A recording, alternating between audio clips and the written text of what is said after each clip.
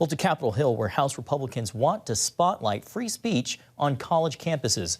Lawmakers point to a recent protest by Stanford Law School students and an administrator who shouted down a federal judge invited to speak at the request of the Federalist Society student chapter. Invited me to speak here, and I'm being heckled nonstop. And I'm just asking for an administrator to sign the That's an Your racism is showing.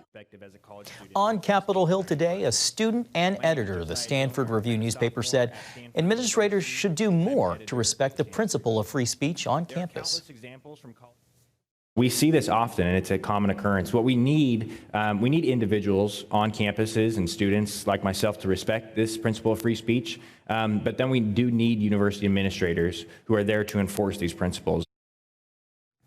The idea of protecting free speech, even if deemed discriminatory, led a group of other Stanford students this month to protest with the message, counter speech is free speech.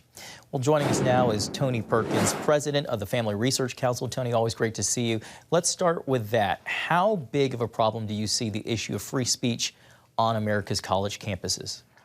John, I think it's a huge problem. It's been growing over the last decade and a half, where we're actually seeing kids, college students, being conditioned for the broader culture. And that's what happens on these college campuses. We're seeing now some of the policies that were incubated a couple of decades ago taking place in public policy. But here we have a very fundamental freedom. That is the freedom of speech, which is really what our Constitution and our constitutional republic rest upon. It's under great assault. And so I think what was highlighted today was, I commend the Republicans for moving in and putting a spotlight on this.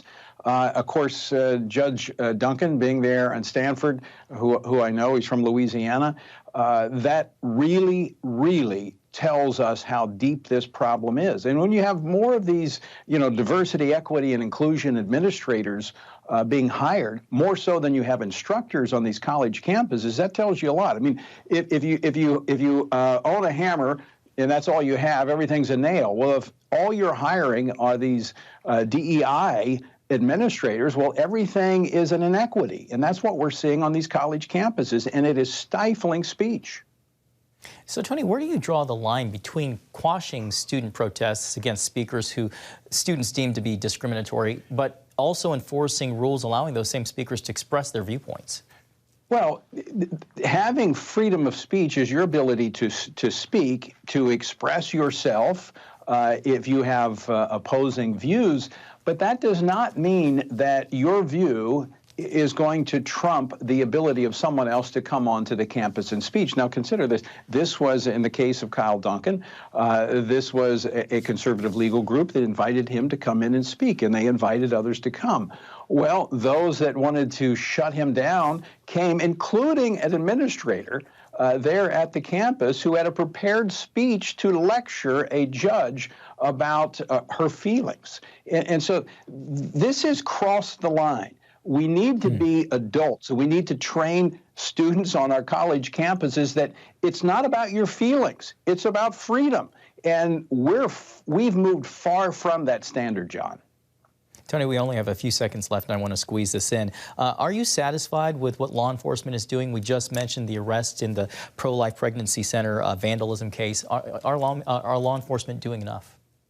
Look, I think we're seeing a lot of activity at the local level and local law enforcement, but when it comes to the federal law enforcement, they've been very slow to respond to this, especially when you juxtapose that to the way they've been going after pro-lifers using the FACE Act to arrest peaceful pro-life protesters. So totally inadequate at the federal level.